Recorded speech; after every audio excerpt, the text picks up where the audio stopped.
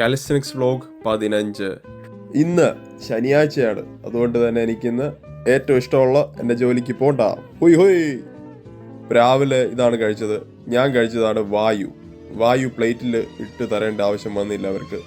വേറൊന്നും കൊണ്ടല്ല, ഫാസ്റ്റിംഗ് ആയതുകൊണ്ടാണ് ഞാൻ കഴിക്കാത്തത്. ഇന്ന് ഈ ബിൽഡിംഗ് കാണാനാണ് കുറച്ച് ദൂരം പോയത്. ഇതുപോലത്തെ ഒരെണ്ണം എൻ്റെ വീടിനടുത്തുമുണ്ട്.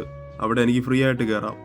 ഇവിടെ സമ്മർ ആകുമ്പം എല്ലാവരും ബൈക്ക് എടുത്തു തുടങ്ങും, അല്ലെങ്കിൽ ഇവിടെ ഒരു ബൈക്കും കാണൂല. എൻ്റെ 3 വർഷത്തിൽ ആദ്യമായിട്ടാണ് ഞാൻ ഇവിടെ ഒരു ജീവനുള്ള കോഴിയെ കാണുന്നത്.